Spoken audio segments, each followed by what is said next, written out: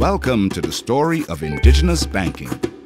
The story of how homegrown banking changed the face of a nation and put the power of money in the hands of everyday people who worked hard to earn that money. This is Trinidad and Tobago, an island right at the end of the island chain of the Caribbean chain of islands. A territory founded on immigration. People have been settling here since the beginning of history. This tiny country eventually became one of the most industrialized states in the region, mostly because of its abundant natural resources. Naturally, Trinidad and Tobago also became a commercial hub of the region. And naturally, like any self-respecting commercial hub, banking also became a pretty big deal.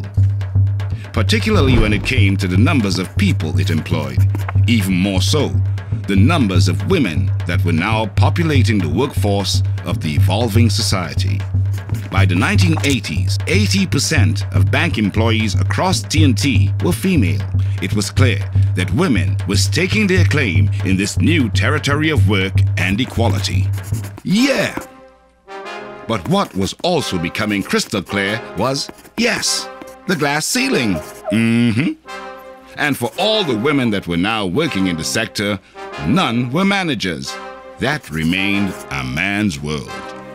The glass ceiling didn't only prevent women from getting to the corner offices or boardrooms, it also prevented female customers from having the same access to financial services as men did. A woman could not take out a mortgage to buy her own home.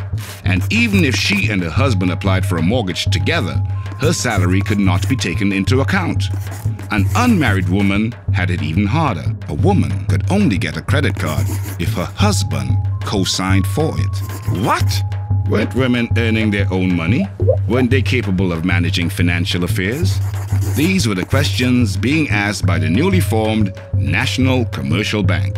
The first and only indigenous bank in the region. Yep, all the banks on the island, in fact, on all the islands, were based in and run from either the UK, the USA, or Canada. But the NCB went well beyond just asking questions.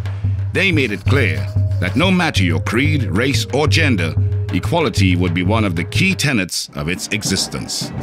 On November 8, 1984, NCB was the first local bank to make it possible for a woman to own her own home through a bank mortgage, and for her income to count if she and her husband were trying to buy a home. Today, the first indigenous bank, now known as First Citizens, continues its work to foster the discussions and evolution of our rights of equal opportunities and access for all. And not only in the banking sector or locally, but across the region. Today, the bank continues redefining identities and changing lives, because being first doesn't make you a leader, but being a leader is what makes you first. And that goes for men and women everywhere. Join us at www.firstcitizenstory.com for more.